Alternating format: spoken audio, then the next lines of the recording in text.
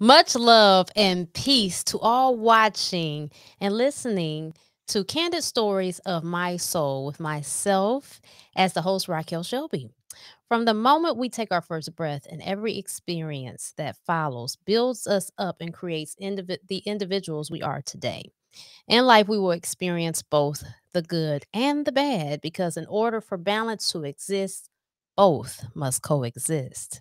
There cannot be good without bad, nor can there be chaos without peace. The Creator is the author of it all. Whether we believe in a God source or not, He is within us all.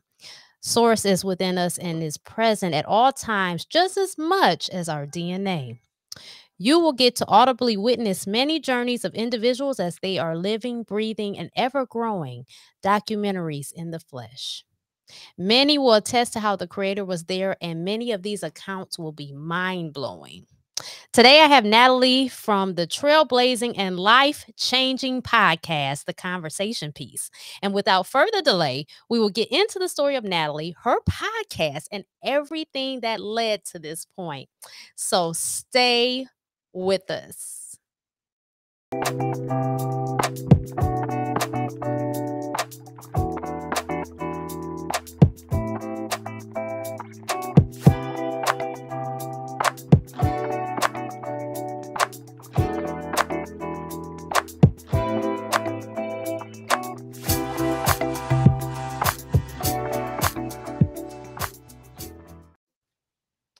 All right, Natalie. So we are getting into it. This is not the first time we have done interviews. We have evolved and evolved and evolved Yes. even more since the first time we sat down at your place Yes. on the couch with me and just a camera, okay? Yes. Yes. Then Yes. the next time was at a studio.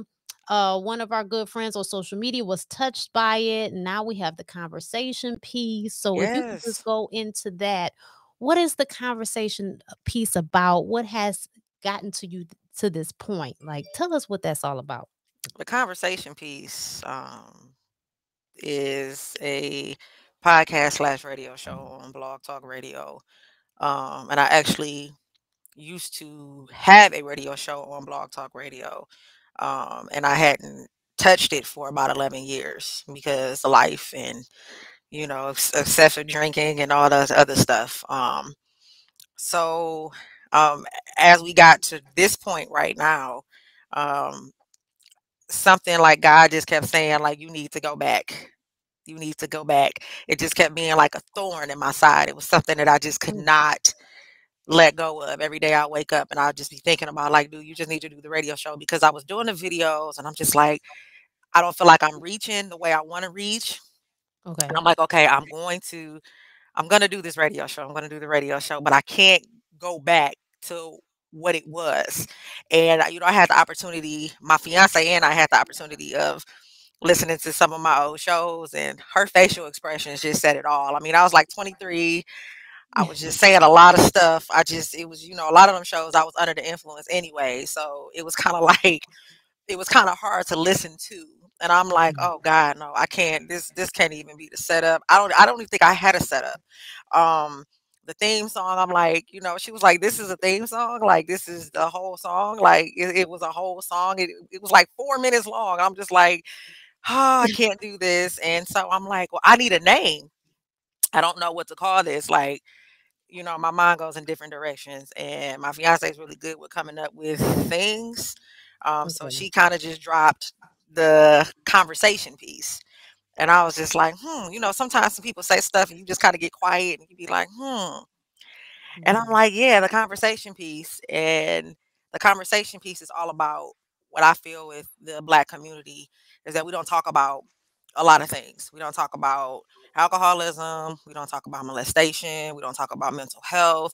We don't talk about Black businesses. We don't talk about a lot of those things. We kind of just look over it and we kind of just keep going like it's the norm. And I think our culture, just from slavery, we just push through things. We don't acknowledge things. We just feel like because that's the way it is, that's the way it has to be.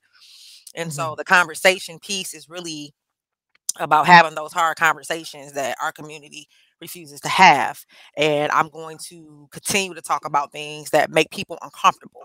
and making people uncomfortable brings people to me. It makes people kind of look up those silent listeners who are scared to speak, Mhm. kind of gravitate towards that because it's like I always, kind of people I want to say something, but I don't want to say anything. And so Mhm. I'm on my third show actually, will be tomorrow. And so far, like with the platform of Blog Talk Radio, it reaches out, like it shows me people, like I have people in Germany listening, Ooh, Japan, China, Canada. Like it's just really, really dope that, the world can listen to this and have an understanding of, I'm not a I'm not a racist in any way, shape, or form. I'm just tired of us not having these conversations. And if this for right. 2 hours, from 9 to 11, I just allow, I come up with topics. Things come to me. I might wake up and I'll look at my fiance and be like, well, what you think about this? And she'll be like, nah. And so it's kind of just bouncing things off of her. And so far I'm at, I feel good about it. This is the first thing that I've actually done where I'm saying like I really feel good about it because radio has always been my element. Okay. So to be able to have control and be able to do things the way I want to, I really feel like I'm onto something. Okay. Okay. Yeah, that's awesome. I mean, I've watched your videos and I know your story is amazing. And it sounds like before we get into the thick of it, it sounds like blog talk radio for those who want to start a radio show is a very good option, seeing as how it's helping your show kind of, get where it needs to get. Yes, Because every yes, platform is not that way, right. you know. Yes, So oh, I'm sorry, go ahead. yeah. I discovered Blog Talk Radio a long time ago, and actually, like this was funny. I was on the phone with one of my old friends, and this was like 11 years ago, and we were like up like 1, 2 o'clock in the morning. And I'm like, dude, it would be so dope if it was like a site where it was a radio show or something where you can just say whatever you want to say or the topics that we're talking about. Cause I'm like, you know how you be on the phone with your friends all the time and Mhm. you be like, dude, this conversation right now, this should really be a radio show because we keep having these same conversations. It'd be so dope if other people could chime in. So one Right. day I just like got up and I kind of Googled like radio shows and that popped up. And I'm like, at the time it was free because I don't think anybody knew about Blog Talk Radio and you could have shows for 2 to 3, 4 hours, play whatever you want to play. And I'm like, okay, so God was at that point, even though I was, heavily drinking, God was just like, okay, so I'm going to throw this at you Right. and give you a spoon as of what I call it, a long wooden spoon, and I'm gonna allow you to hold on to that. And that's pretty much where that started. So Blog Talk Radio, I felt like if anybody wanted to start something just to try to see if this is where it is for you, I think that would be a good place for you to start. So it's very interesting because we have talked about how sometimes we will I won't say prematurely.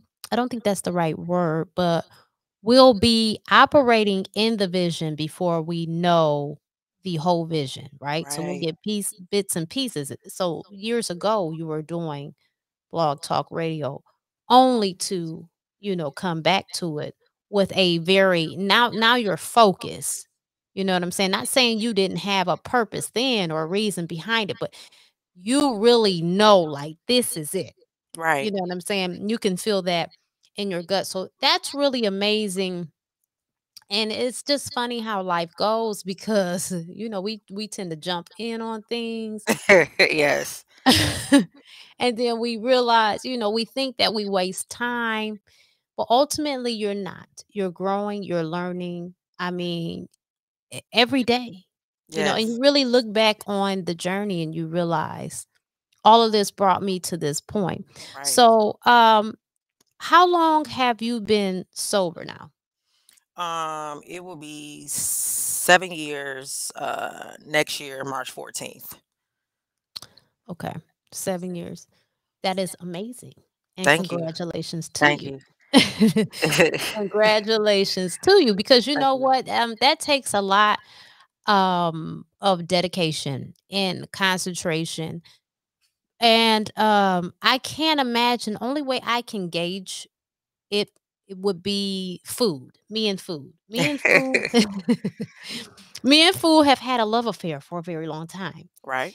And it has definitely been a struggle. It took this year for me to say, "You know what? Um, something's gotta give." I'm getting older, and as you get older, your body is not metabolizing things as it used Right. to. Right. And, I would love to be at the gym all day, but even that, you still need to eat better. But I had got to the point where I had to change my diet and even reduce my intake. So I do a, pretty much 1 meal a day, every day. I get a little lenient on the weekends, but for the Right. most part, I have an hour's 12 before I eat. So I said all that to say I understand on my end, that's the best I can gauge it, how complicated and how much focus it takes, because sometimes I don't get confused about how I'm looking because the camera's here, but to see you, I'm looking this way. Oh, you So, good. Oh, for sure, I got you. um, just to stay doing that, you want to eat certain things and you just can't, but you got to stay at it. So I definitely commend you. And so we're gonna go back. Um, Nobody know I didn't know, going to the same high school with you, even following high school, being on Facebook, um, I didn't know. I had no idea that Right. this type of thing was going on, that you were Right. battling with such a troubling situation. I had no idea, and I can't imagine. Um, so let's go all the way back. Um First, you know what? Matter of fact, I want to start here and then we're going to go back. I think Okay. this will be interesting. Okay, so what was the point that you knew I can't do this anymore? Like, what happened? What was the breaking point? Um, that week that led up to me stop drinking, I started feeling really bad physically. Mm, Um, I had just lost my grandmother. Um, and I think the next day I just really started feeling bad physically, but I continued to keep drinking. Um, and then I remember driving home. Um, At the time, I was driving to my ex at the time, and I was like I felt like I couldn't feel my feet when I was driving. It was just really, really weird. Um, and in my mind, every time I felt any type of way physically, I always felt like alcohol was the solution, like it just made me feel better. So I went to a okay. liquor store, right down the street from her, and I got something to drink, and then I went to her house, came from work, took a shower, all the other stuff, and I'm laying down, and like I felt like I just felt like I couldn't feel half my body. So I'm just like, Mm, at this point, um, I really need you to call 911 mm, because it was just really, really bad. Like I just felt horrible. And so we got into it because she didn't want to call 911. So I'm just like, what I'm mm, saying, we just going back and forth. And I was just like, okay, so then you need to take me to the emergency room. It's either or because something like is really not right. And it takes me a lot for me to be like, okay, like call 911 because right. I know how much it costs for them to come take you. And so I ain't nobody, you know what I'm saying? So for me to be like, I need you to call 911, I need you to call 911. And so we Yes, say less. you know what I'm Yes. saying? So she called 911, and, uh, they took me to the hospital, but the wait time was so bad. Like, I was in there for, like, 4 hours and still hadn't been seen, and you know how it is, like, you get to the hospital, you get to the ER, by the time you've been waiting, like, you just start feeling better. Right. So, she ended up coming to pick me up, and we came back home, and I didn't have to work the next day. She went to work, and when I went to sleep that night, I Mm, just had this dream, and basically it was an intervention from my grandparents who are all deceased, and they all came to me in this dream, and they were pretty much in the same form as I remembered them to be before they got sick. okay. And I'm very close to all my grandparents, but out of all my grandparents, it was my grandmother, my mommy, who was extremely close to, and she's the one who just passed away unexpectedly. Okay. And so I was so angry with that, and that's when the heavy drinking for me started.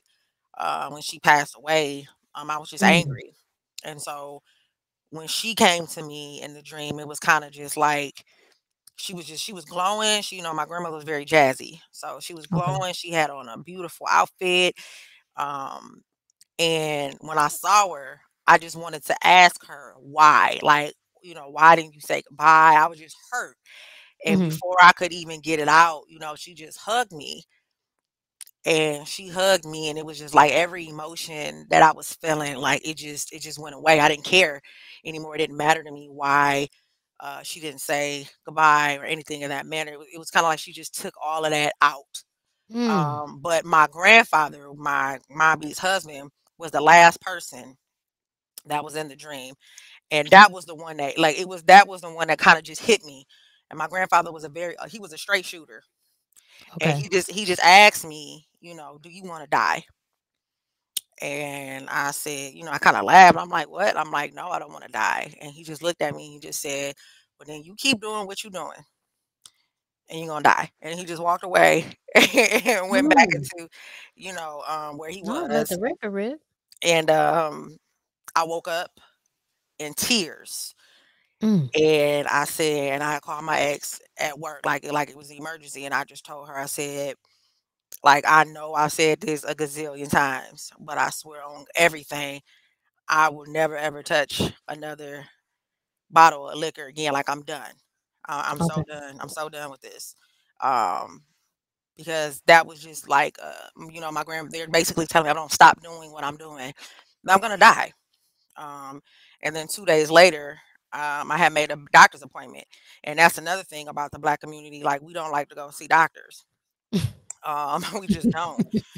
We just just the stigma of going to the doctor is just, outside of, the lack of insurance, but just period. I had insurance this whole entire time, and I still didn't go to the doctor. Like, I'm paying for this every 2 weeks, every month, and I'm still not utilizing my insurance. I just have it. I just didn't go. So it Mhm. takes us to the point where we're dying for us to say, okay, I'm going to go to the doctor, Mhm. and to find out, because at that time I had went from like 145 pounds to 222 pounds, Okay. and Mm. my doctor, I went in, and the doctor was just like, yeah, you got sugar in your urine, Mm. diabetes, like you're type 2 diabetic, and you'll lose, that's why I was feeling everything that I was feeling. The reason why I was feeling like disconnected, like I couldn't feel my, all types of stuff. And um he was like, if you lose the weight,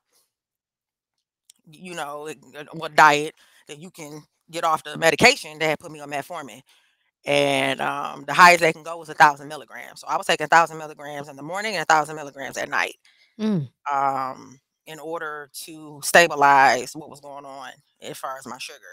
My glucose at the time was like 12. It's supposed to be like 5. Uh, my sugar was like 222. Ooh, So, okay. and that was just basically from drinking, because I didn't really eat. I really just drank all the time. I went to work, and I Okay. might eat some lunch, but in my mind, I'm already planning. Like, when I get off, I'm about to go straight to the liquor store, grab this bottle, do this, and this, and that. And I really didn't eat. So the gaining of the weight came from the alcohol. But the turning point for me was that dream. Like, I've never been disobedient to my grandparents. Okay. I've also, when I make a promise, like, to them, I've stood by that, for 7 years, and there's been multiple occasions where I'm just like, man, I found myself driving to the liquor store, or I sat in front of the liquor store, and I'm sitting there just like, dog, this is, I'm about to go in here, and I'm about to just Mm. ruin. I'm just about to just stop it. And I just remember, like, I cannot go against my grandparents. Like, that's just never gonna happen. Okay. Okay. So it's a couple things that before we go even deeper that I want to address. First of all, I want to address the listeners. Now, you've heard her explain how she said out of her own mouth that she wasn't eating a lot. It was the alcohol that produced the weight gain. and got her to that point with, the sugar in her urine and stuff like that. I know you have said that it does run in your family though, right? Yeah, and that's another thing, conversation piece I want to talk about. Not knowing your family history. Oh, I yeah. had no idea that it was so many diabetics on my mother's side of the Mm, family. So this was something that was embedded in me. And it could have been just continued to be embedded, but me drinking excessively in the manner in which I did, and drinking and mixing my juices and all that other stuff, it brought it to the surface. okay. So had I known the history, I don't know, maybe I would have chose another choice of drug. I don't know, but still, the thought of, if I would have known that, my mother was like, "Oh yeah, your cousin and your auntie and all these people in Kentucky are sitting there with like type 1, type 2 diabetics," and I was just angry as hell because I'm just like, why didn't you say anything about that? That's something I need to, would like to know. But that's another thing, after our culture, we don't know our family history, and it's very, very important because it can play weight on you. It can play weight on your children. You don't really Yeah. know. It can skip a generation. My mom is bipolar, schizophrenic. That runs in the family. It skips skip me and my sister generation, but it can be placed on to my nephew or his children. So knowing your Mhm. family history is very, very important. It is very important. I'm going to speak to the hospital thing, and then I'm going to go back to the dream. Okay. Um, so you're absolutely right. We don't trust the doctors, but I will say I did work at a hospital for about 12 years. And it was in that time that made me realize, fuck the hospital. To be honest. Seriously, like Yeah. the things that I've witnessed, um, I remember going in there, my whole thing was I wanted to make a difference. Again, and see, this is the thing that doesn't make sense, but it makes sense. Right. Um, my thing has always been to be doing what I'm doing now, Yes. outside of or being a attorney. And we see where I'm at. For some reason, after I had my first son, I had this bright idea to go to school and become a nurse. But before I did that, I wanted to get the experience because I feel like, and I still feel this way today, before you can be a nurse, you really need to be a nursing assistant. Hmm. You need to be able to do that work. And that will really determine whether you're going to be a good nurse or not. Hell, it will determine if you really want to move forward in that field. Because if you go and get the degree and all of that, you're kind of committed at that point more than not. You didn't pay this money or you got to pay it.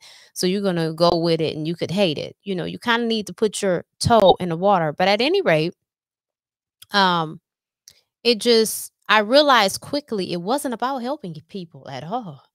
And I think it was things that I witnessed and looking, I think it was also things that I picked up intuitively. Um, because again, like I've said, we all have a God source Right. inside of us, and so with that being said, I understand why us being melanated people, and this is not to shade any other race, right? But we are historically have been really close to the divine in one way or another, whether we can articulate it or not. We have different systems. Some people are more religious, others are spiritual, but in some way or not, we're closely connected. Right. And so we be knowing even when we don't know. Just like you've been going on this path, and you think you're in some kind of drunken stupor at times, but you're still doing what you're supposed to do. And so that point I spent at the hospital, looking back at it now, it gave me an understanding of the world. It gave me a form of humanity that I would need and other skills that I can't articulate at the time, but I Right. know it all works for what I'm doing now. Right. All of these things are needed. From the parents that I've had to the jobs that I've held to the people I've encountered, it all comes to this very moment, and you don't see it until one day it clicks, Right. and so then you become more aware. So to take it back to your story, with your grandparents. I don't think I told you this. Maybe something that I thought, but I think you are very intuitive as well. I think more so than you're even aware of or give credit to. Um, I was watching something, and this is how I know everything is in sync. And I won't go too long because we want to get back to you. But I was going through my YouTube, and this video came up, and it was a lady, and she was talking about what God had told her. She had passed away briefly. She was like in between. Let's say that she was in the in between, and she also expressed how at first she went into the darkness. She was like in a holding point. Mhm.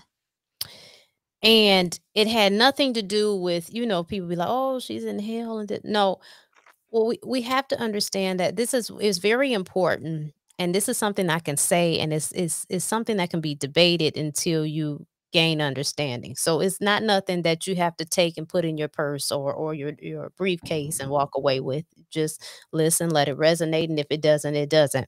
And if it does, it does. Um, just like on this side, we these sides mirror as above is so below.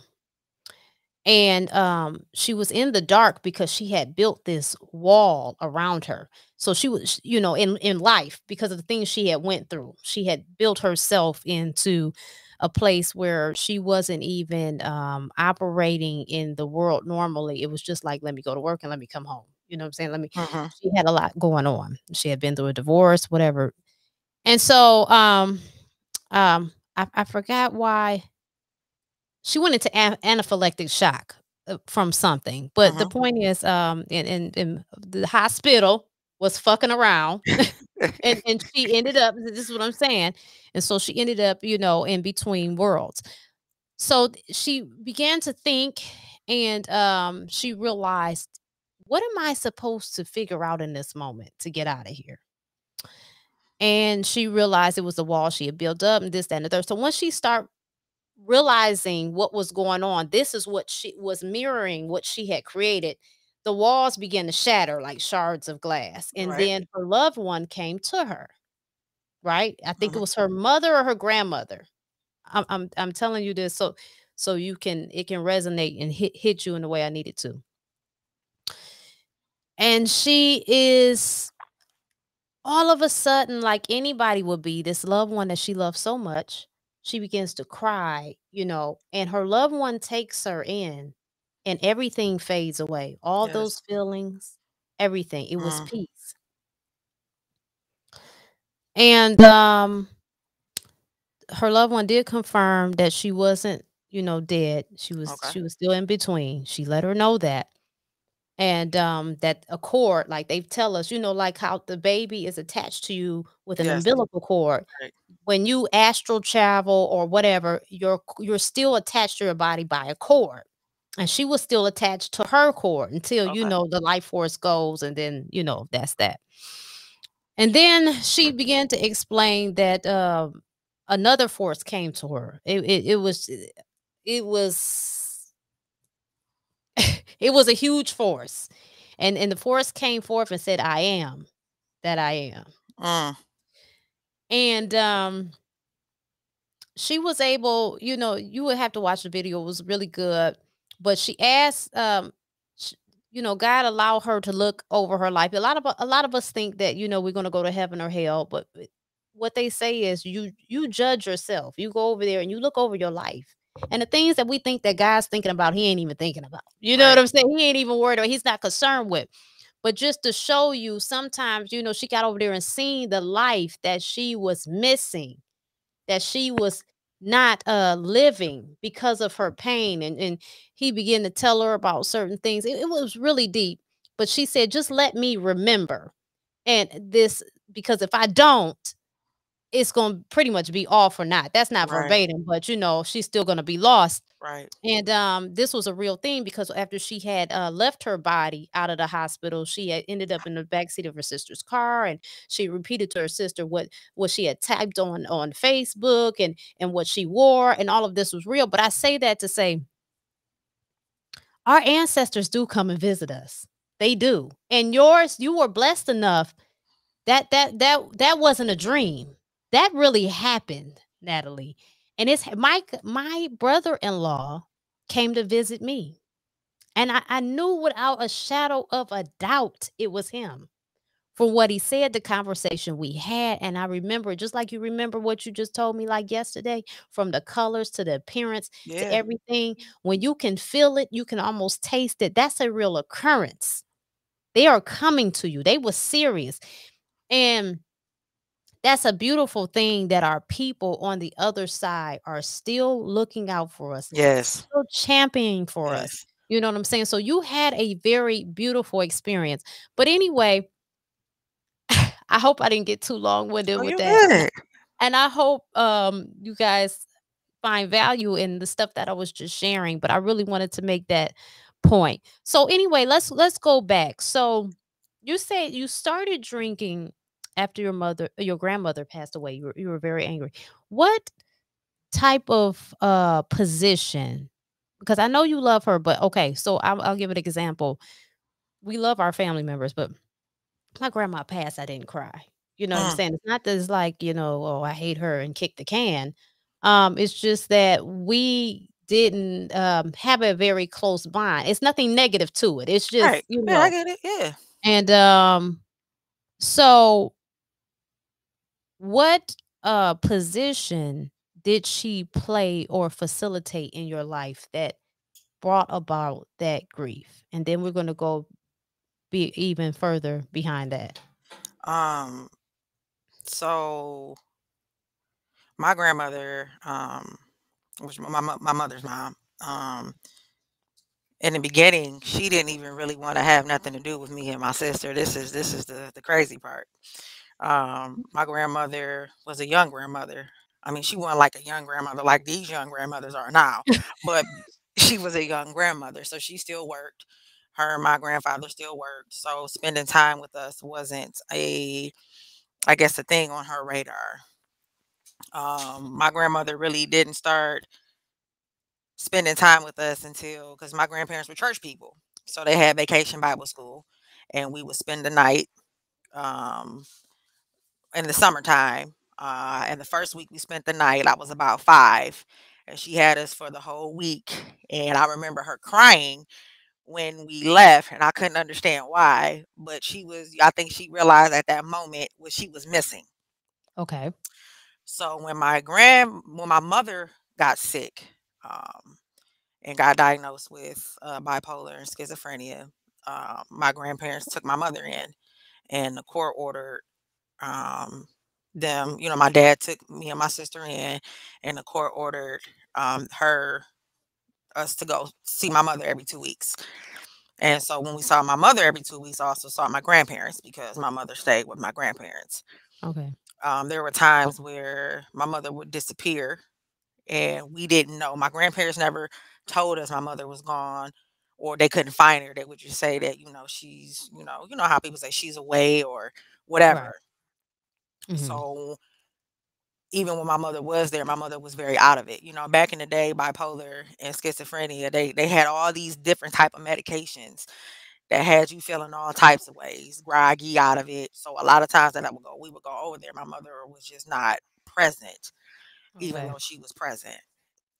So my grandmother kind of took over the role of being mom. I Okay. think my grandmother, especially with me, because my sister will always say, like, you definitely were the favorite. I think my grandmother looked at me as the opportunity to redo a lot of things that she did wrong with my mother. Okay. And so it was, I can't even express the love that was given to me from her. It was very powerful. Everything, how she walked, how she talked, how she moved. My grandmother was like 4'9", reaching 5 foot, and my grandfather was like 6'4". So you got this tall, short couple, but my grandmother will walk into a room and demand the attention, and it was given. And we would in the kitchen round we I called it the round kitchen table. Every 2 weeks on Friday, we would sit in the kitchen and we would, she would check up on us and see how we were doing. But she always had words of wisdom, Okay. and she would always say, I'm always going to be present. So you need to always make sure you utilize me or or us while we're here. And but we're always, always gonna love you. And she will always instill that, I am somebody. And she will Okay. always tell us, you got you are she would call us her pretty girls. You are so beautiful. And she would say this to us every time. When you say something Mm. to somebody, it's like classically conditioning. Yeah. That's why it's very important for you to tell your children that you love them, and how important it is to embrace them and to hug them, Mhm. and what I'm saying, as the Bible says, spare the rod but spoil the child. Mhm. Always let your children know, that you love them and you're going to be present, but you still discipline them in the way to know, right from wrong. And my grandmother just gave me a love that I never experienced, Okay. and made me feel like no matter what I did, I was safe. I could Okay. call, I could, no matter what, that she was always going to be present, and she instilled so many things inside of me, that you can't be bought. And so she took over that grandmother role and transformed into a mother, something that I was just desperately looking for, because I was very close with my mother up until she got sick. So it was kind of like, you holding your child and you just drop them, Okay. and you constantly trying to stand back up. And my grandmother kind of just scooped me up and took that role and said, I'm going to take over, without actually saying I'm going to take over. So even though I saw her every 2 weeks, before they moved to Vegas, and they moved to Vegas, actually the day I turned 14, was on June 24th, 1999. They moved to Vegas. And so I would go see them maybe for a week or Christmas vacation, midwinter, Easter, or whatnot. But the time that I kind of just would just stare at her, because I just wanted to remember everything. Um, I just can't express, um, the what she gave me, and nobody on this planet could ever replace that or even come close to giving me that type of love. Okay. Is irreplaceable. Okay. So, when it comes to your mother, you said she was diagnosed with schizophrenia, Bipolar, bipolar. borderline schizophrenia. Okay. So, I know I'm not a doctor or psychologist, but I, I'm believing, I'm thinking, I'm sorry, that this is not something that just sprung about. This was signs and things like that had been shown previous to a diagnosis. Is that correct? Would you agree? Oh, absolutely. My mother, being a kid, of course, I was, 8, 9, so I'm not really, say, oh, well, this is when this started. But I'm very certain that she was going through things behind the scenes, and I think she was trying to, suppress it. But eventually, it just got to the point where it just kind of spilled over, and then it Okay. started spilling over into our daily lives of what me and my sister had to go through. Um, Living in a household solely with her, and my sister actually had to grow up early, um, and Mm. take on a lot of roles behind the scenes. We were living in certain ways people didn't know. It was very, very secretive, undercover. Okay. My sister kind of tried her best, only being 13, 14 years old, to, you know, take care of her little sister and try to maintain the household as best as she could, because my mother was so out of it. Mm. Um, if you don't mind going into that, how was the relationship? dynamic between you and your mother growing up? Before she got sick, my mother was superwoman. I thought my mother could do all things. She Okay. had me in gymnastics, had me in theater camp, had me in tap and jazz. She had me doing playing sports, everything. My mother really wanted her children to find what they wanted to be. She never said, "Oh, I'm gonna put my child in this because I wanted to be this." She wanted us to explore every aspect of life and then Mhm. choose what we wanted to do. So I love that. And, my mother was the type of person, we get in trouble, she'll spank us, whoop us, and then she'll come Mhm. in after 2, 3 hours later and explain to us why, why we got in Okay. trouble, why, we were on punishment, why she did what she did. And she always made sure after, she explained to us what we did, she always hugged us because when children get in trouble, they automatically think, their parents don't love them anymore and this and that. She made it known, that I love you, you still on punishment, but I still love you. Mhm. You know what I'm Right. saying? Mhm. And this and that. Because my mother was a teacher. She taught for Detroit Public Schools, Okay. and so she was very very good at educating us. My sister and I, we were top readers. Our entire elementary school, top spellers and everything. Like she really was prone to education. My grandmother was a teacher. My grandfather was a teacher. All her sisters were teachers. My sister now was in the educational field. That was Oh, just a wow. bug that skipped me because I can't deal with nobody's children. Me I'm I'm very either. very I respect those who can though. That's why I'm very very pro teacher, pro education. When Oh, it yeah. comes down to people dealing with other people's children in the classroom. But when she got sick, our relationship faded to black. I Mm. was like I don't know. I don't know because of her illness. She saw something in me that she hated. Okay. But she treated me very, very poor. Mm. Very, very poorly.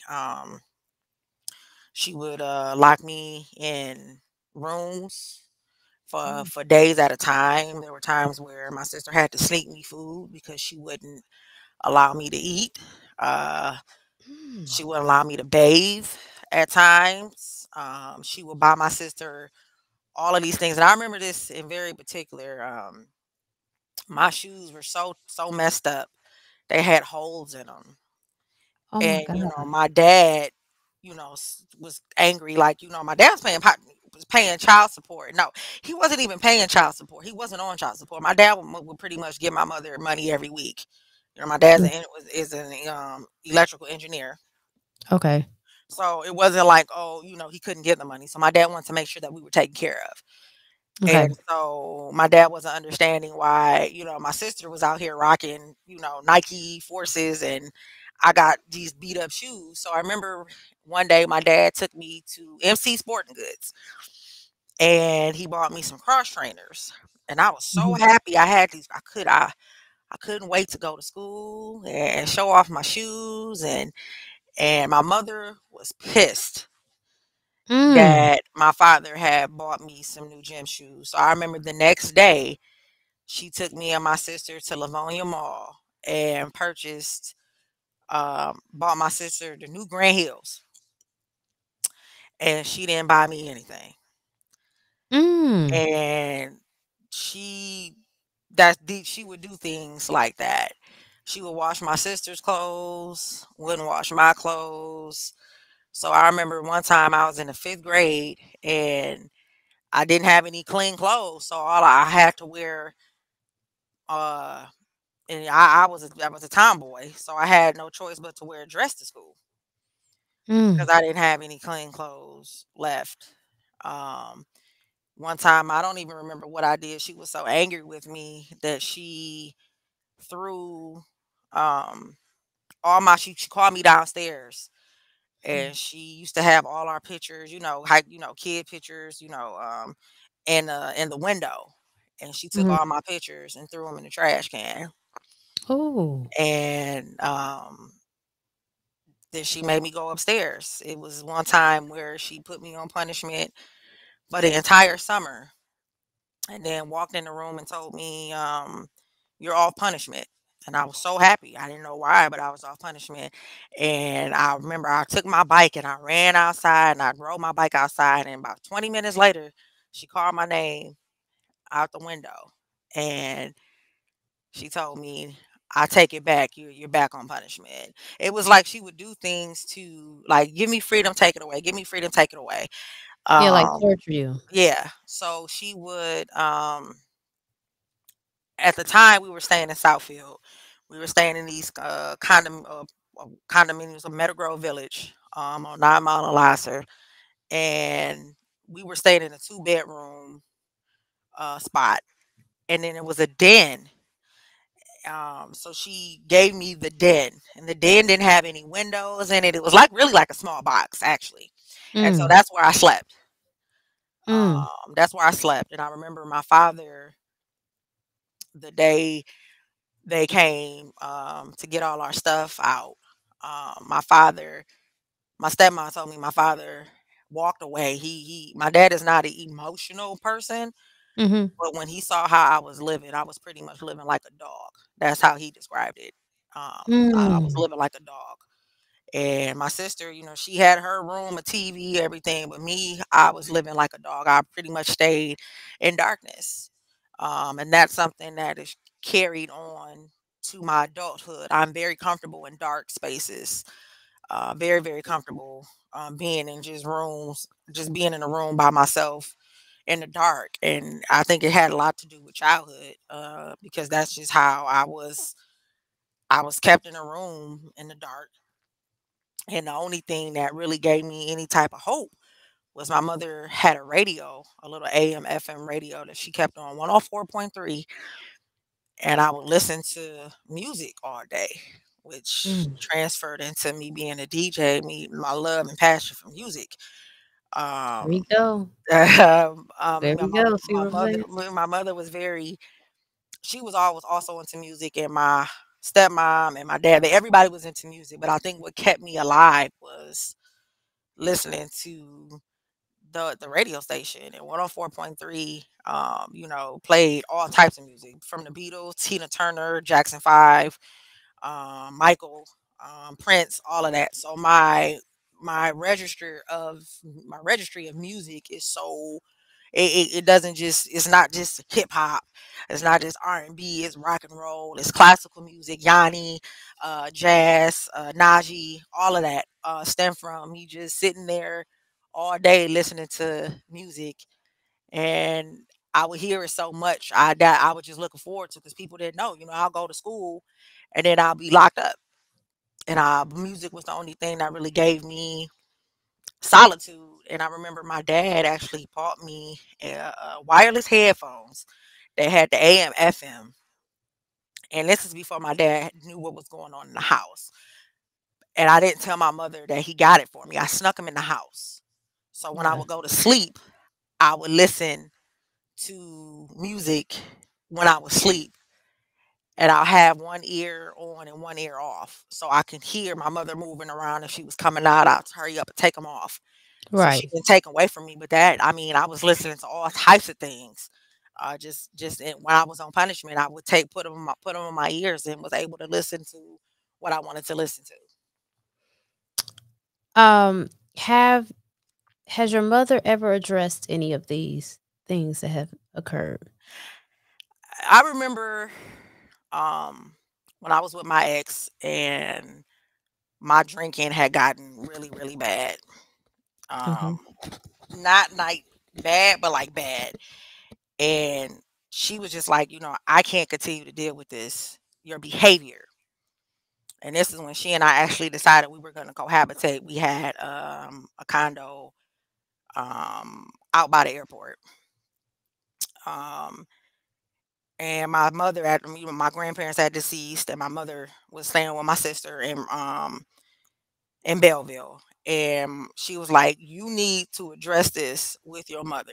Because there, whatever's going on with you is stemming from your mother, on top of your Mm, grandmother, but you have some issues that you need to deal mhm, with." And so she took me over to so we drove over to my sister's house. We went to Belleville, and I addressed all of these things. And mhm. my mother doesn't remember any of it. Because when she was in that state, it's kind of like being drunk in a Mm, sense.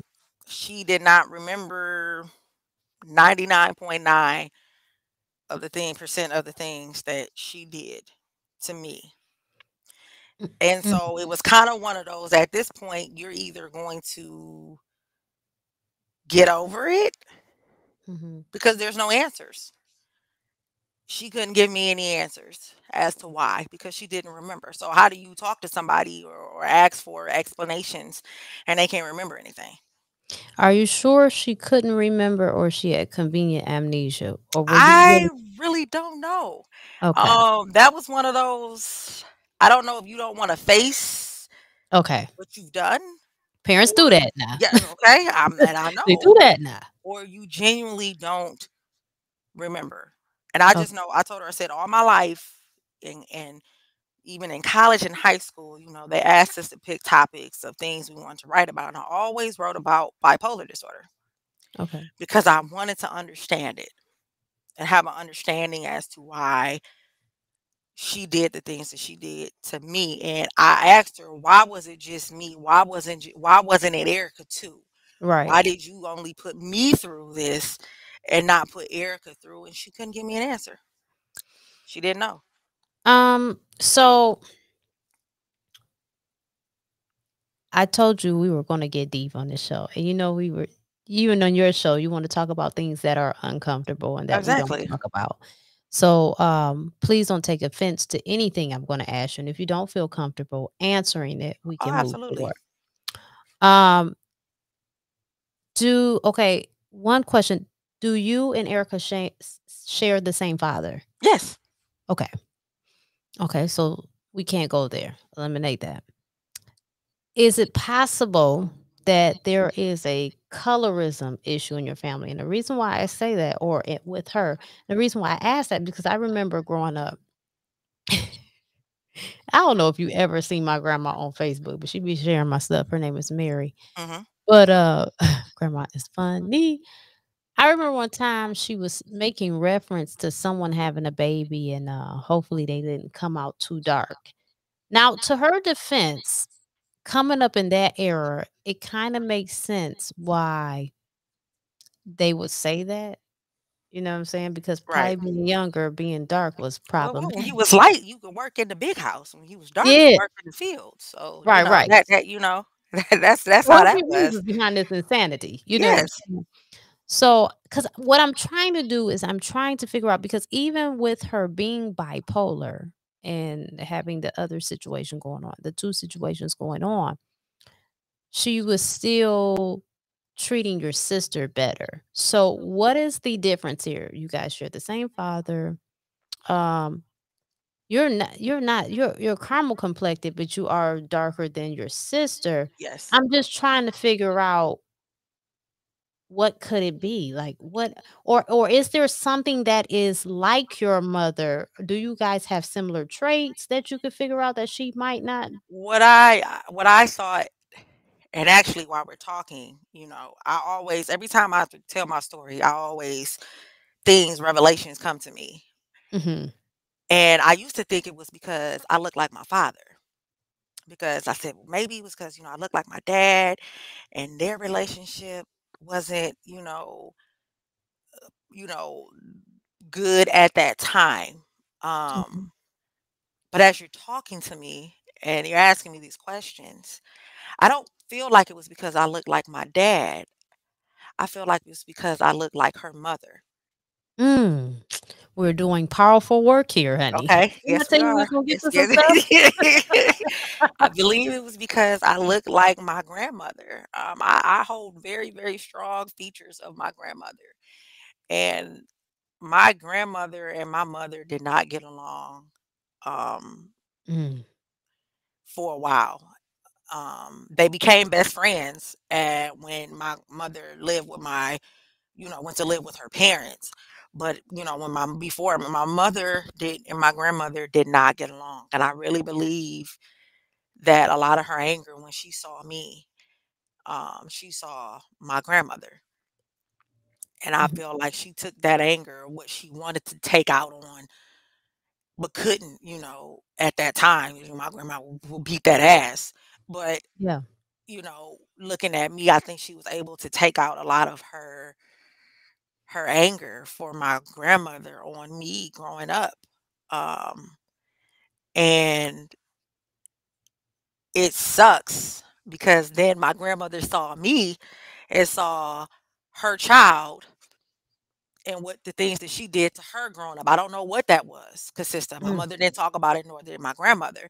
But I think when my grandmother saw me, she saw that opportunity to fix it.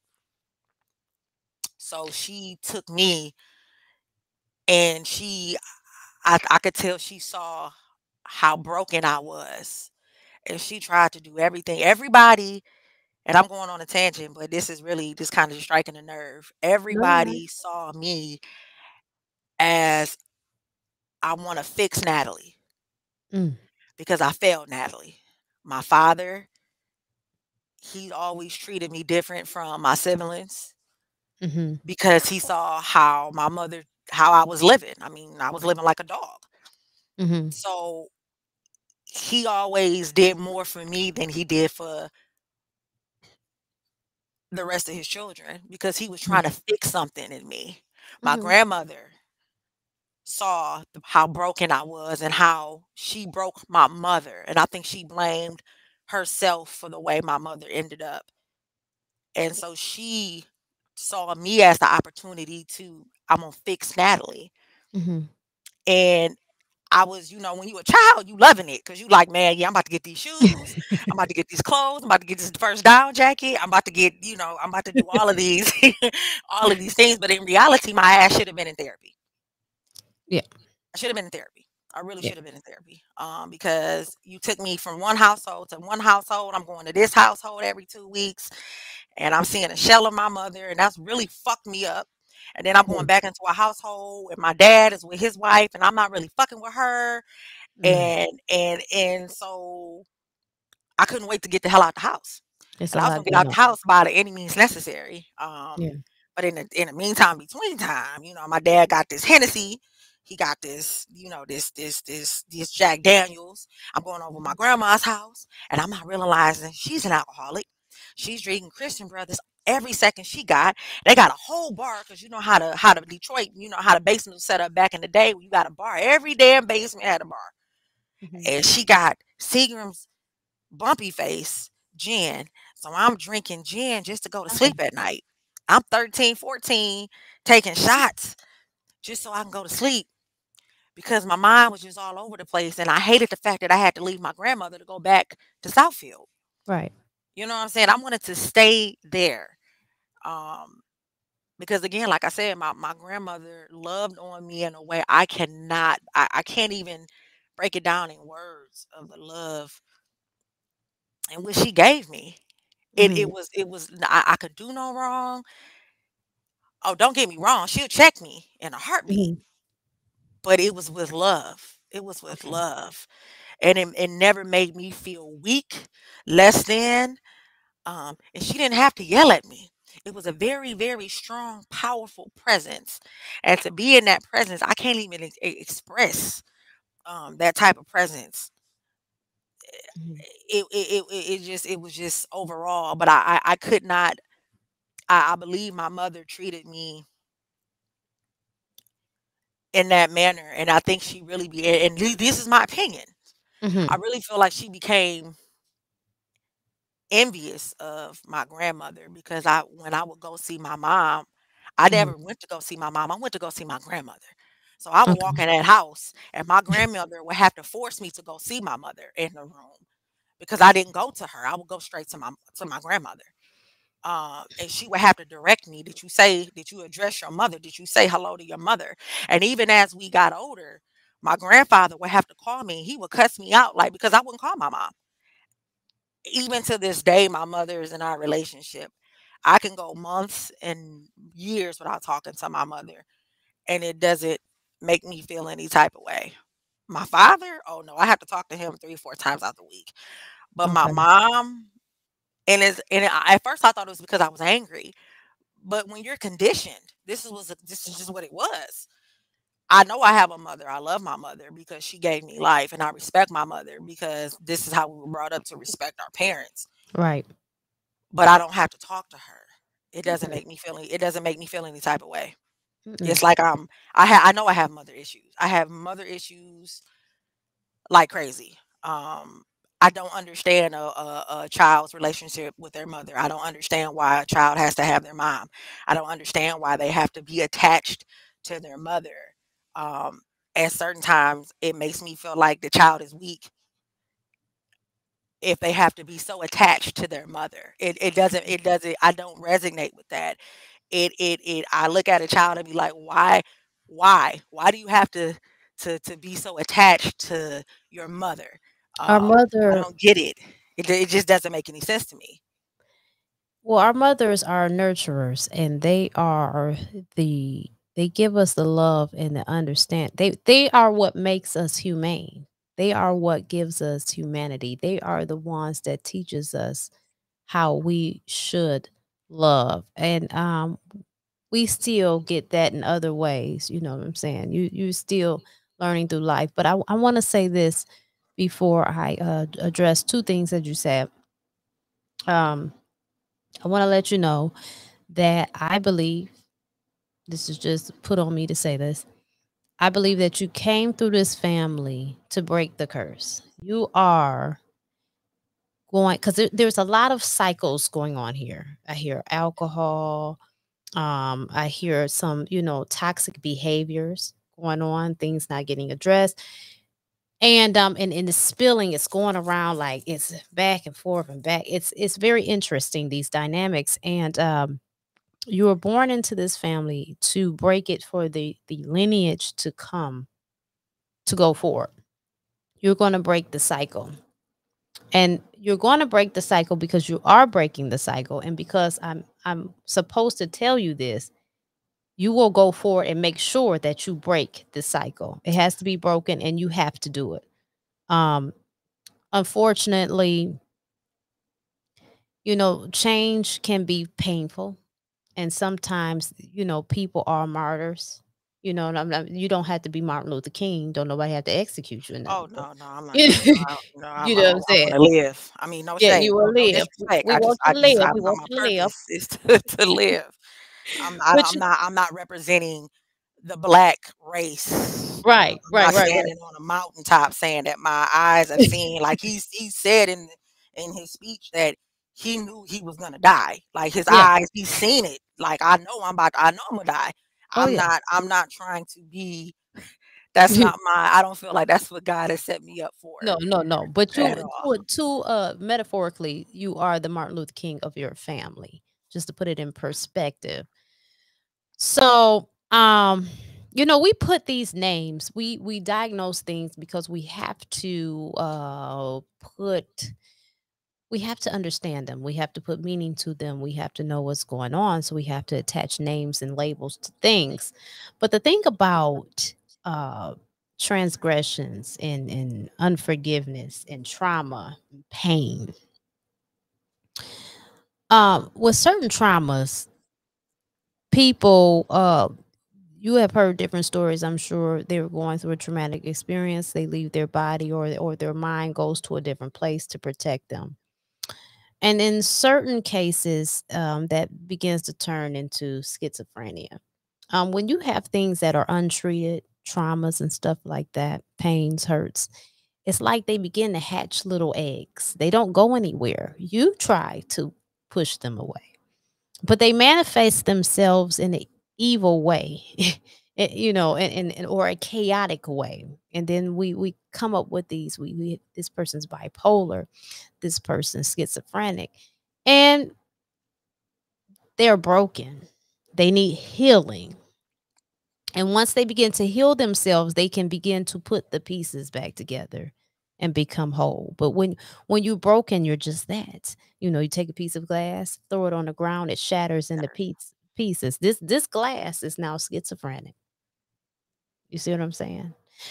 Because it's broken. So we have to do the work, and Healing is really important. And I am an advocate of therapy. I've been there before. Actually, I was going to therapy because I just felt like it was good to go.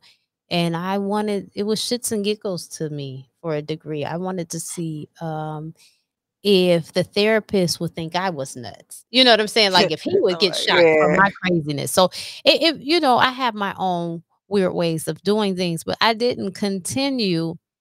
But a lot of healing I have done on my own, and we're still growing to heal. But you're going to be the change for your family. You're doing a good work, and it's been hard. You've been through a lot. You have definitely been through a lot, and I see listening to it. You're If I had to assess it again, I'm not a psychiatrist. I'm not a doctor. There's no PhD. This is just me, my opinion. Um, it sounds like through circumstances of growing up is what led to the brokenness. You begin to get some kind semblance of wholeness, and then it was snatched away from you.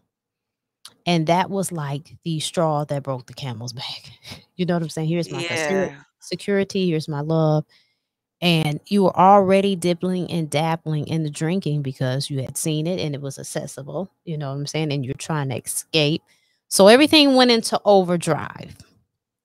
Yeah, my grandmother, she Christian Brothers, um with a dab of water. So in my mind, like when I'm thinking about it now, like my grandmother had like a medium-sized cup, and she would pour all of this Christian Brothers, and then she would turn on the faucet and then just take it, put a dab of it. So you just put a dab of water, like a dab of water, and you know what I'm saying? So Thought you she was doing drinking this, something.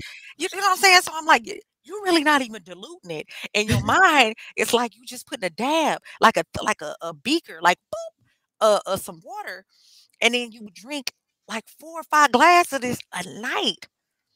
And I would look at and I would watch her do it. And in my mind said I could.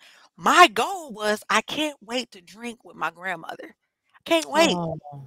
Couldn't wait because the Mhm. attachment she had with that, Yeah. I, I wanted to be in that attachment. Anything I wanted to be my grandmother. And that's what no therapist had to tell me. I knew I just wanted to be my grandmother. I wanted to be her. I wanted to be her. My grandmother had money. She drove nice cars. She would walk into Gantos and they would call her, address her Miss Raglan, and had Gantos. Okay. And we know how much the cheapest thing in there was like $100. They couldn't wait to see my grandmother come in. They had bottles of champagne ready for her to shop, to sit there and model. I want this. I will watch her. I want that. I want this. I want this. I want that. Probably $3,000. Then we walk over to Can you Foot imagine? Locker. Yes, walk over to Foot Locker and get me some shoes. And the day finally came when I was able to drink with my grandmother. My grandmother came and I was 22, and we were at my uncle's house, which was her son, and she said, "Okay, what do you want to drink?" And I'm like, "Hell yeah. Yes. I want Bud Light and some Seagram's vodka." She came with, I didn't even know it was like a 32 case of beer you could purchase. Anything my grandmother did, she did big, and that's where I get it from. If I'm gonna do it, I'm gonna do it. Okay, I'm gonna do it. If you say that you like something, I'm gonna make sure that you get exactly what you like times 30. Okay, because and she came with that case of beer, and she poured her Christian Brothers, and I popped open that Bud Light, Mm, and finally I was able to drink with my grandmother. But see, I didn't know the cost, mm, that's and deep. alcohol eventually took her life. Um, Mm. because 5 years after the fact that she passed away, my mother finally revealed to me that my grandmother died of heart failure, which was due to excessive drinking. Oh, that's deep. And that hit me 5 years later. But when my grandmother passed, it was like glass shattered. I felt like she dropped me. she was carrying me, and she dropped me, and I could not get back up. I did not Mm. want to get back up. I didn't know how to live without my grandmother. I didn't know. I would talk to my grandmother every day, every night. She would have her bottle of Christian Brothers, and I would have my bottle of Seagram's vodka, and we would sing every night. Every night we would sing our song. We would sing it before we got off the phone. And this particular night, the last time I talked to my grandmother, Mhm. um, she did not want to sing. Mm. She said, "I don't feel like singing tonight. I don't feel well. I don't feel like Mm. singing tonight." And me being so intoxicated, I didn't process the fact that something was seriously wrong. Mm. And 2 days later, she passed away. My gosh. She went to the hospital the next day, and my mother told me that my grandfather told her that he knew that she was not going to leave. She wasn't going to leave the hospital. And I didn't know how to live. Nobody checked on me. Nobody came over to see if I was okay. Mm. When I got off that plane from burying my grandmother, because my grandfather wanted it quick. Like it was like she passed, funeral, boom. No shade. That's how white people are buried. Normally black folks it's a 7 day period. Then you had the funeral. It was like no, she died. 2 days later, It we're on could the be a plane. month. What? Okay, GoFundMe don't work out. I don't know, but I got off that plane, and that was the beginning of the hard drinking. I was Mm. drinking every minute of the day. At work, I would leave my leave my post, and I would go to the car, and I would take shots of whatever I had at the time, absolute peach, absolute pear, whatever. The double shots, I would just because I couldn't wrap my mind around the fact that my grandmother wasn't present. Mm. So when my grandmother passed, she left me her Bible. Her Bible was zipped up. You take it out, and our family tree was in that Bible. Is in that Bible as well. Oh, wow. The day I Mm. stopped drinking, a week later, I finally took out that Bible, Mm. and my grandmother wore Clinique. It's a perfume by Clinique. It's called Clinique, Okay. and I put the Bible up to my nose, and it smelled just like her. And I think I broke down. I think I cried for like a whole week. I think I was very emotional. The first 2 weeks of me sudden I stopped drinking, I was very emotional. Okay. But my grandparents were they got ordained as forgot what it was called, but basically they can go and they would go to hospitals and pray for people, Oh, kind of okay. like a minister, but not like a minister. And she had some holy oil, Okay. and I don't. This is the first time I've actually said this Mhm. You getting on exclusive. getting exclusive.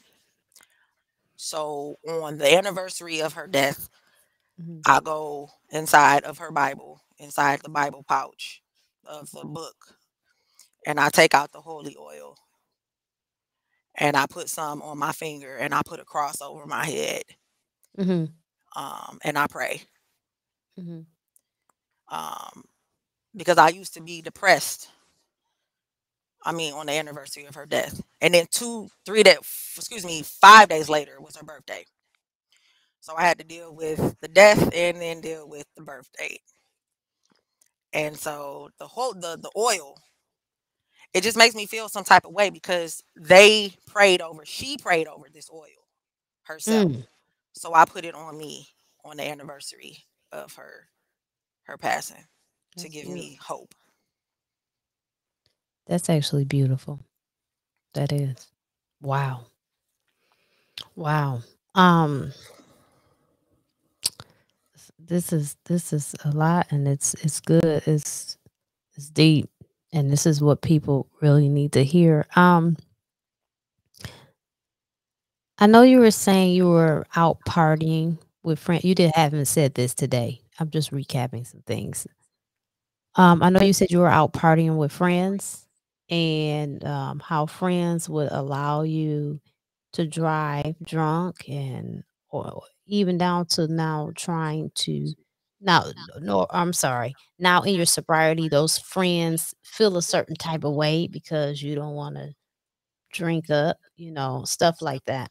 Oh, I don't fuck Um, with nobody.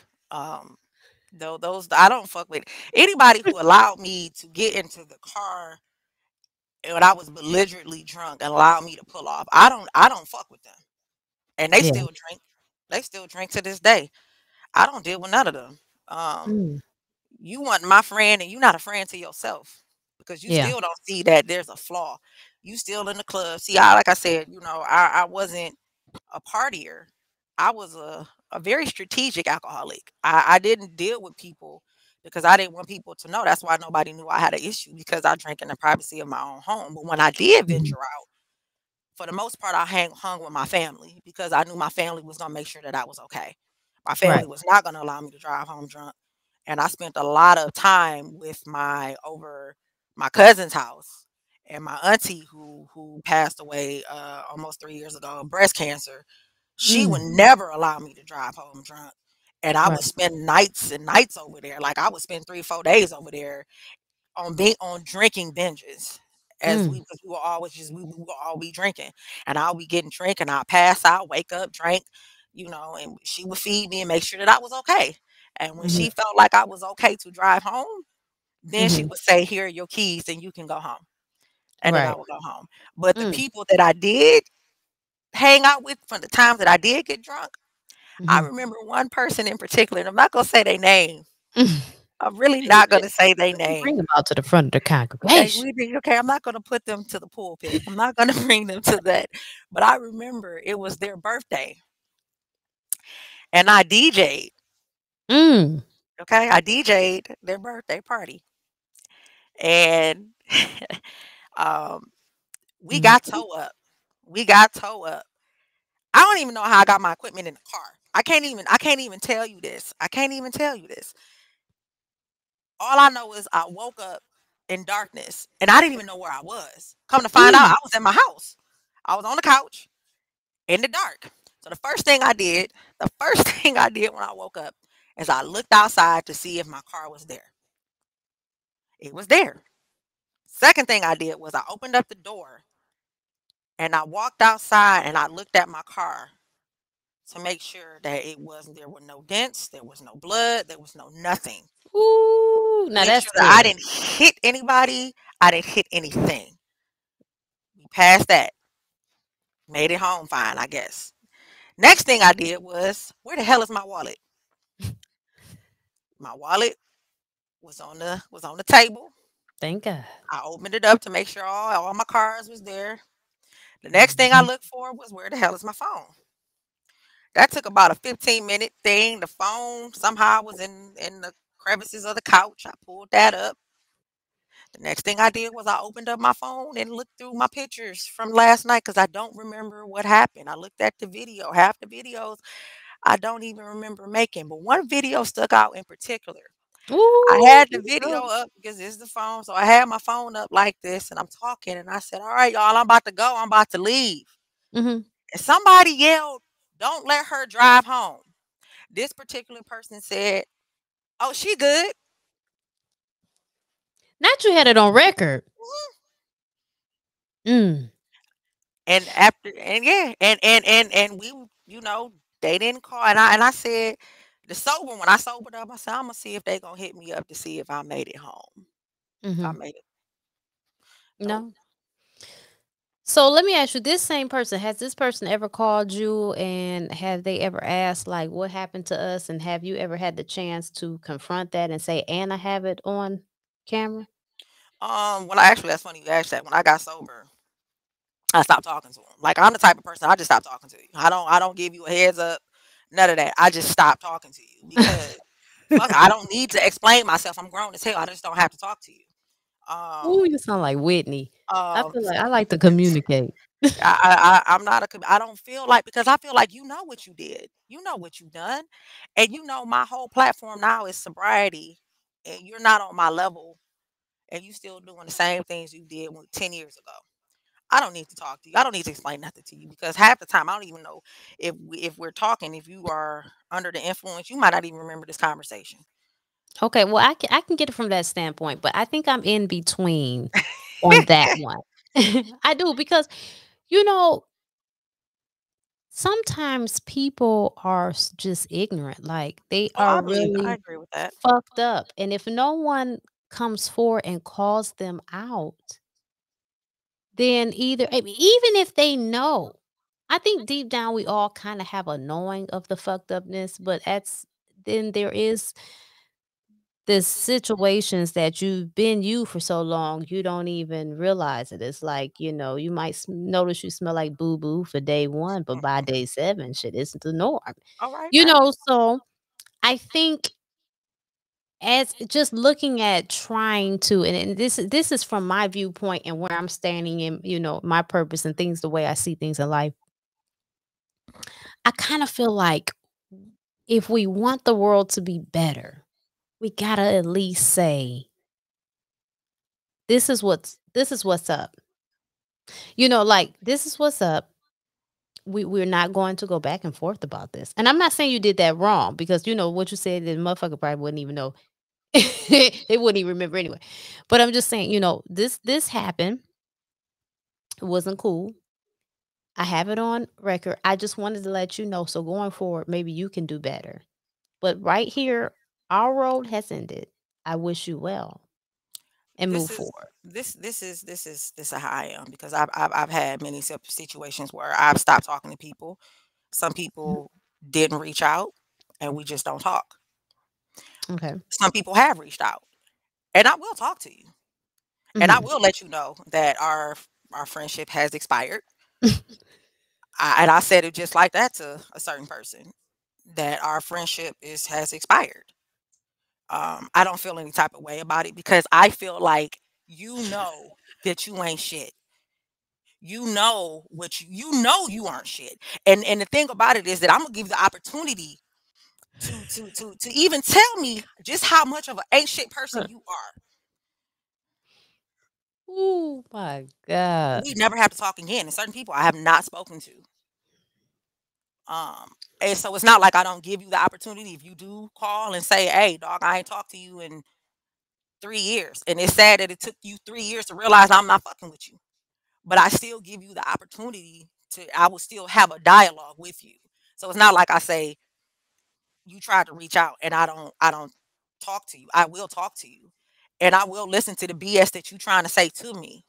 But when my mind is already made up about something and we're done, if I don't We're feel done. like you are a person in my life that is bringing that energy, that positive energy, if I feel like you one of those people that has just always been about yourself, and I kind of just stood and like I'm like, you Diana Ross and I was one of your supremes, and I just realized Mm-mm. I just don't want to be that, and I'm gonna exit and I'm gonna relieve myself. Yeah. That's just pretty much where it's at. And I will let you say whatever you want to say. It could be the most rude shit. Whatever you feel you need to say. It doesn't matter. We still not gonna be cool. I'm Yeah. straight. I wish you nothing but peace and love, but you're not gonna be on my team, because you were never on my team. You were really pretty much about yourself. And Oh, so they I'm gonna play let their you, role. you know what I'm saying? You Everybody played your role. For sure, for sure. You everybody played your role. everybody has a role to play. You Everybody played your has a role role. to play. I don't give a You fuck who fired they are. though. Yeah. You there is very few people that will make it to the finish line with us because Oh, for some sure. people just really have a reason and a season to be there, And and that's once family the season included. is up. Mhm. That's family included. Like nobody, like I feel like people will be like, you are. Some people have called me like, you are ruthless, you are rude, you are extremely mean. No, I am very honest and I'm very truthful about Mhm, and people don't my like the truth. peace. You will Mhm. not interrupt my peace, and that's where really on this journey of being sober. Before I got sober, I had no peace, which is why I was drinking in the first place. So Right. anybody that comes in between my peace and Mhm. makes me feel as though I gotta go to the nearest liquor store and get a bottle Oh, because they I'm got to dealing with go. you gotta go, and that's family included. And Mhm. so at this point on the journey of being sober, I'm all about protecting my energy and Mhm. protecting my peace. And Mhm. anytime, it's already I tell people, a lot of people always say, you Natalie, you make it so easy. And I have a lot of people who come to me who relapsed over and over and over again. They just like, I don't I don't I wish I can be like you. No, you don't. Because I don't think people realize what I go through on a day, minute by minute basis. There are days where I can wake up and all I think about is drinking. Mm. There are days and in the beginning, when I was going through my health issues and I was like I'm back angry at God because I'm like, dude, this is not what you promised me. And I'm arguing with my fiance and I'm just like, everybody can go to hell. I'm about to go get something to drink.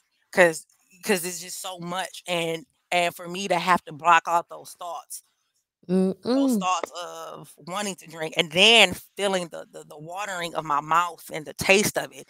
I Ooh, still taste alcohol at times and I'm mm. just like, bro, after 7 years, you would think that this shit would go. No, this is a struggle that I'm going to have to deal with for the rest of my life, and I have to deal with life on top of dealing with that. So it is very, Right. very hard. Um, so I tell people, like, for those who relapse, eh, that doesn't make you weak. There's just things that you still need to work on that you thought that you had worked on that you still need to address.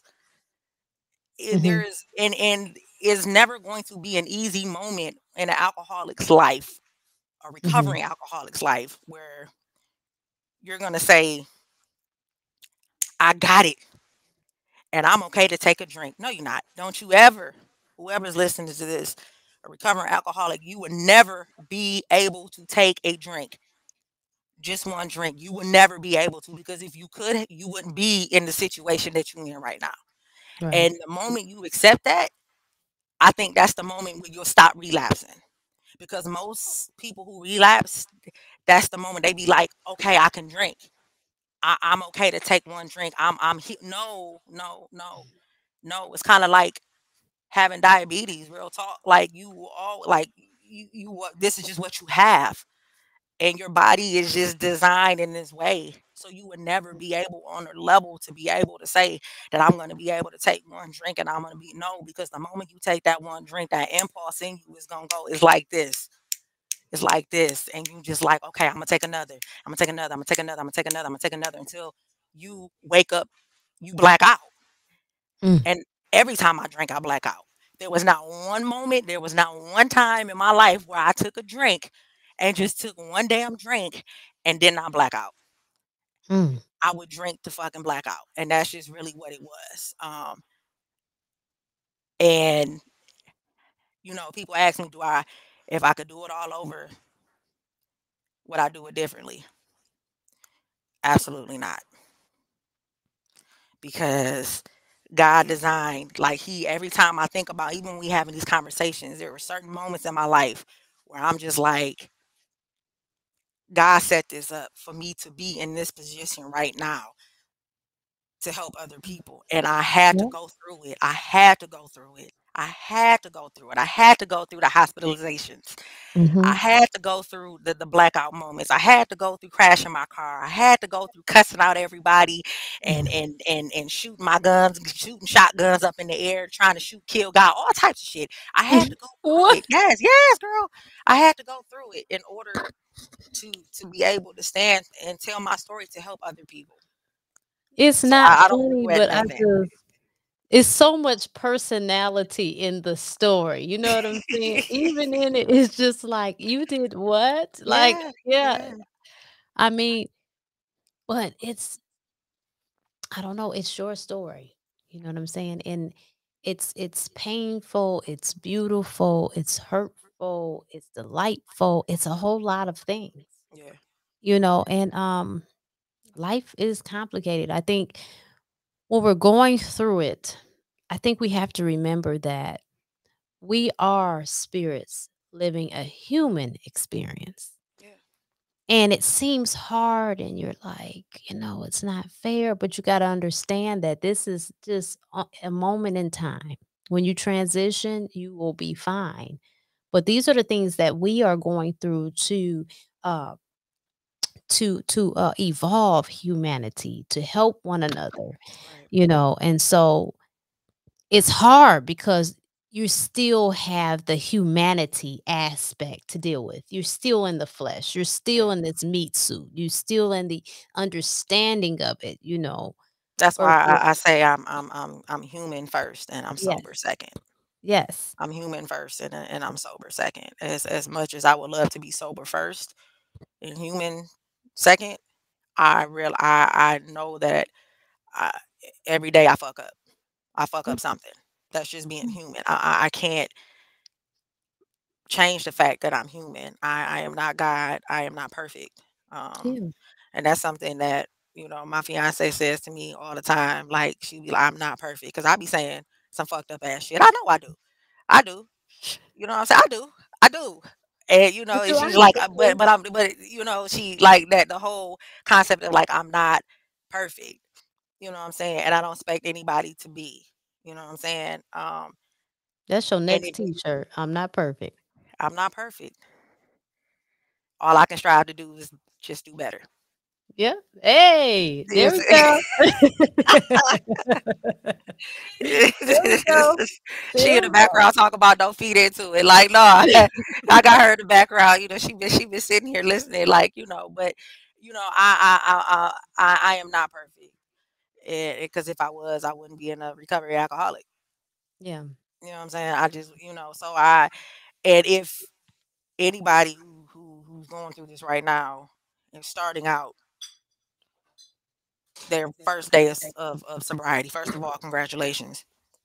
Yes, But congratulations. just know that being sober does not mean being perfect.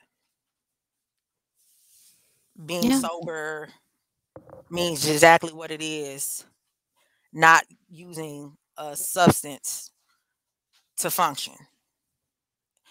And doing that, you're going to start experiencing life for what it is and not for what you want it to be. Because when you are not sober, you control the narrative in your mind, and what's in your mind is not correct Mhm. because this substance is taking you outside of reality.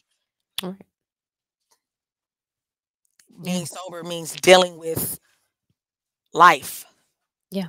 dealing with the things that you've pushed out for so long, dealing with that. And then you're going to be on a sober high. You're going to be on a sober high. I tell people when you first get sober, it's awesome. You fucking love it. It's like everything.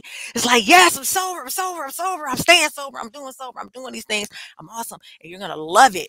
And Mhm. then you're going to hit this like this plane of now you're starting to deal with emotions.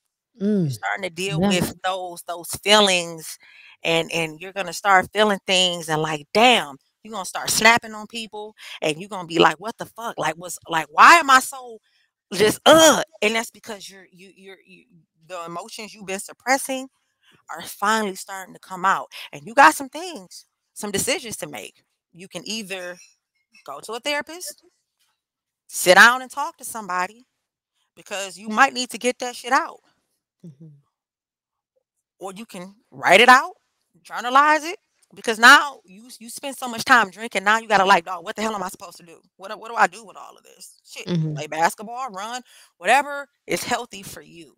You're gonna have to Mhm. start dealing with those emotions. You're Yeah. gonna start dealing with those emotions because if you don't, you're gonna end up right back in the bottle because it's gonna be too much for you. Yeah. And it's gonna scare you to the point where you're just like, I can't deal with this. But you can. You can. You Yeah. can deal with it.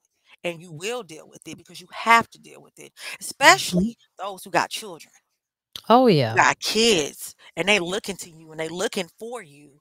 You gotta Mhm. deal with those emotions, man. You gotta deal with those in a Mhm. positive light because you got people looking up to you and looking at you. That's And real. you do not want to as they say, generational curse. You don't want to pass that shit down and make Right. it seem like it's normal, because nothing is normal about being an alcoholic. There's nothing normal about it. There's nothing normal about it. So you have that opportunity and the ability to say, it stops with me. It stops with me. You know, and that's what it's all about. Saying that I'm going to break this generational curse. It's not a generational curse if you break it. I almost wondered, thinking about you getting home, not knowing how you got home, finding your phone, investigating your car, looking for your wallet, all these things. It's very evident that the mystery is, how did this woman get home? And I do believe that there is divine intervention. I don't think that's all the time. I don't think that angels just come down and just s- all the time, because if they did, we would never learn. Oh yeah. But I think in your situation, it had to be something to help you get home. Oh, I believe my grandmother, because she was the first one to go. Okay. When I started the heavy drinking, started with her passing. And then, and I tell people, I don't think people realize, every year I lost a grandparent. Every year I lost Wow. my a grandparent. Um, I believe they all was just guiding me home. The blackouts, they were guiding me. They were guiding me home. They were there. They were driving the car. Yeah, that's what I was thinking. I was They like, were maybe driving the car. They guided me inside the house. yeah. They walked me up those stairs. They took the keys out of my pocket, and they got the correct key and unlocked those doors for me so I can get into the house. And they laid me down, and they made sure, I laid down correctly. So if I did throw up, I didn't choke on it and pass out or die. They guided me. The times where, I was blacked out and I was cooking and I passed out, went to sleep, and my whole house was in smoke. They woke me up. Mm, Um, that's they good. I believed, I swear for God, because I wasn't like this until after, when I lost my first grandparent. Okay. And I just believe that they were the ones, which is why they came to me, because they were like, we're not going to continue to do this. Yeah. And you are killing yourself. You are going to die. You are gonna die if you do not Yeah. stop this. And I don't think God put so many signs in front of me, and I think He just allowed me. He just said, "Okay, y'all got to talk to her. Y'all got, because this she's gonna die. She's gonna die." Yeah. It's a lot. It's a lot that we have impacted Yes. tonight. I'm trying to think of something else to talk about, but I think at this point, if it is something else to talk about, which it definitely is, it's always going to be, Yeah. we can have another interview, because I we Absolutely. have a impact we have unpacked so much, and there's so Yeah. much for our listeners to digest. And but the purpose of this show, really, I just want to reiterate this. Everybody has a story.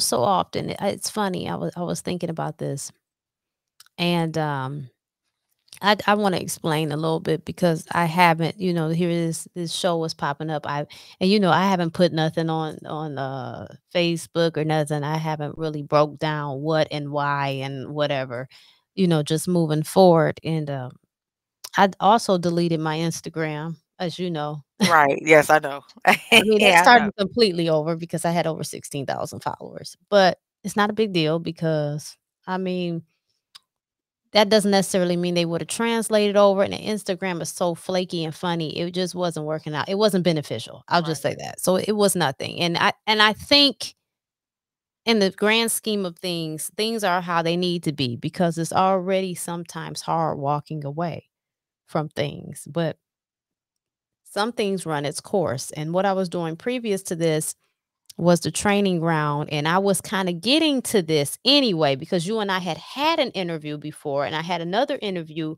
um at that one building, but then when I began to expand, I kinda got away from that, because everybody is not um everybody doesn't have these type of conversations. Right. Everybody doesn't have death. So you have to meet people where they are. And then two, I had some people that was funny and I wanted to get that off. But anyway, it didn't work. So at any rate, I was just really thinking one day. I had been asking, and it's crazy. I don't know if you ever felt like this. Is like, okay, I see all the signs. I get it. Let it go. I get it. But what next? And it's like, wait, wait. Right. What am I waiting on? What is next? Okay, I get it. Okay, I can wait. But what's next? Right. I can pause. Cool. I need a break anyway, right? I've been running myself crazy.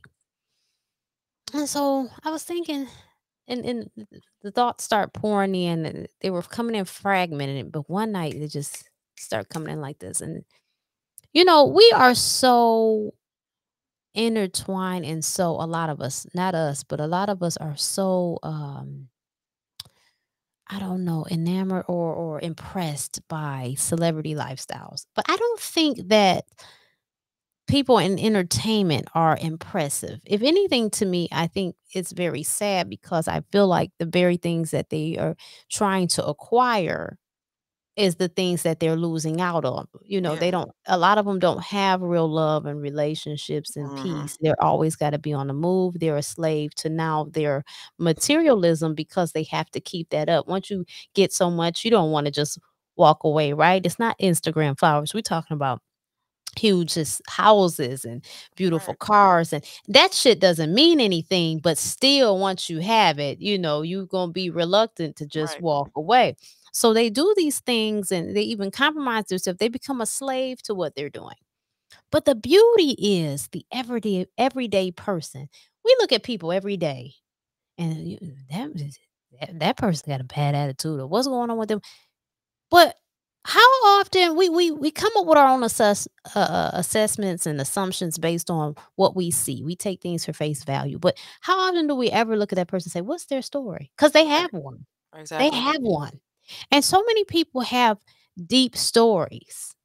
You know, and so that was my thing. This channel, the purpose is to really get into spirituality and the beauty of it. Not preachy, not religion.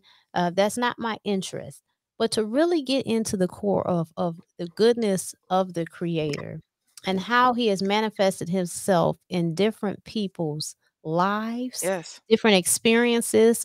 Just like we shared your experience and encounter with your ancestors and what you believe, how they helped you get in the house. And before you said that, I was already feeling that, so Yep. that was confirmation coming out of your mouth. Yes. Um, so we're definitely in sync with that.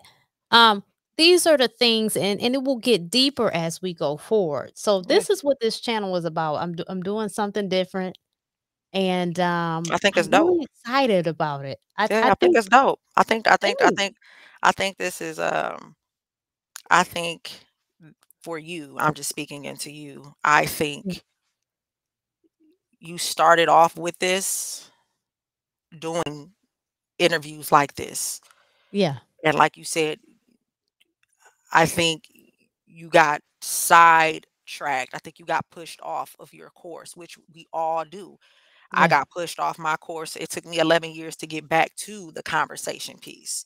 Mhm. Um, because I was, on just chasing so many different things. And I think you had to go through what you had to go through in this game, in this field, in order to come Mhm. back to this, Yep. telling the stories, allowing people to tell their stories, allowing their stories to manifest into other people's lives. I think Mhm. this is your niche right here. Yeah. So I think that what I'm going to say is welcome back. Thanks. You know what I'm saying? And I cannot wait to see outside of my story, listening to other people's stories. I can't wait to see what this does for you and where this takes you, because I think this is where you should have always been.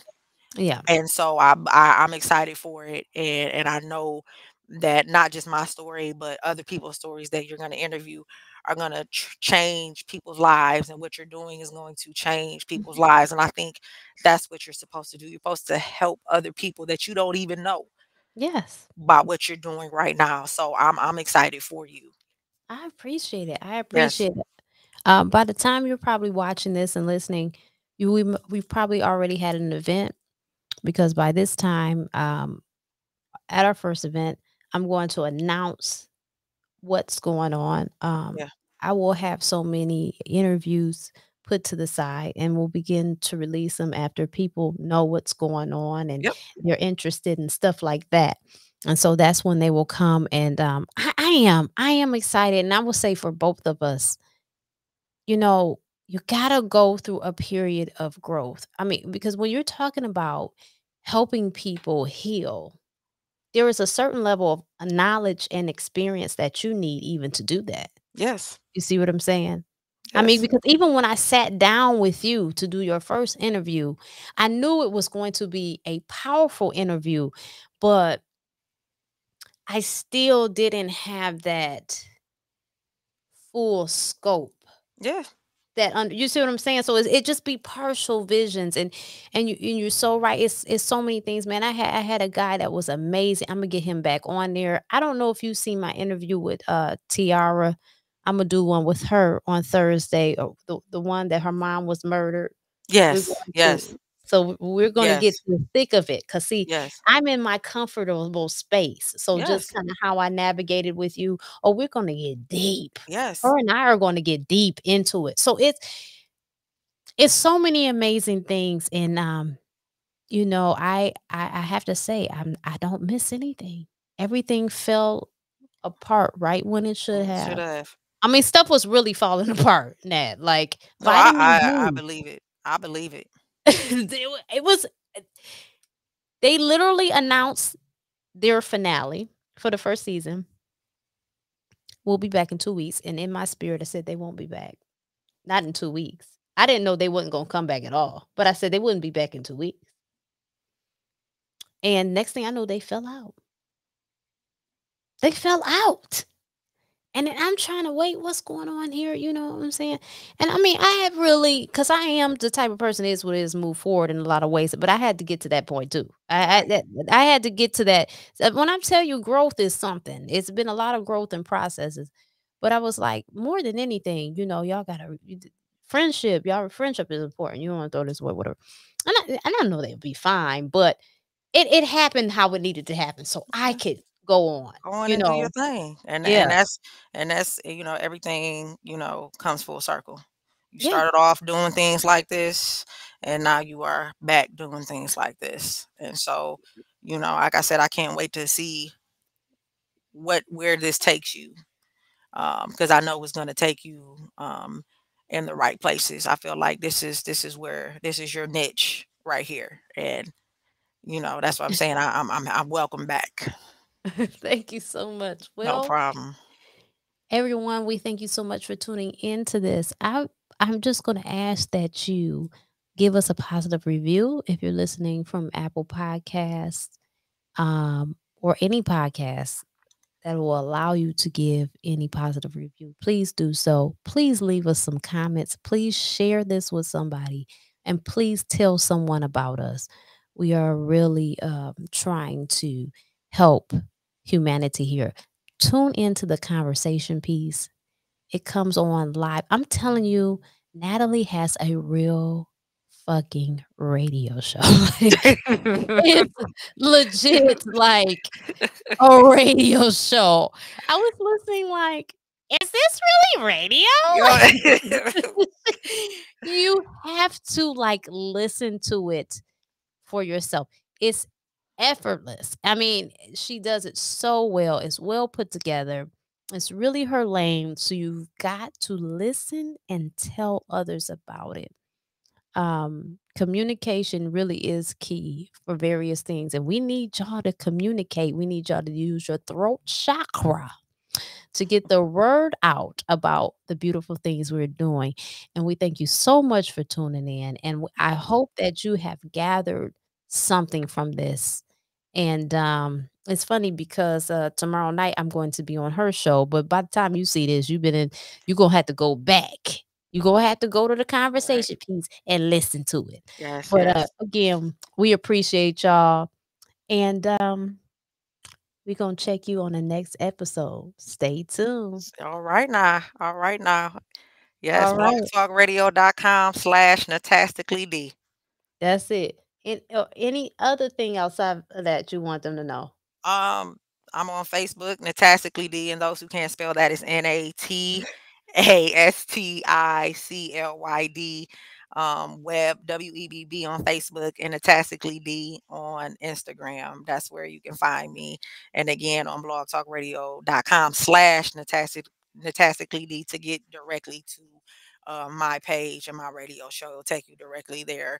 And all the episodes that you've missed, you can definitely check those out as well. Listen, and check those out. You might actually like something that you hear And and keep up with subscribe me. to that.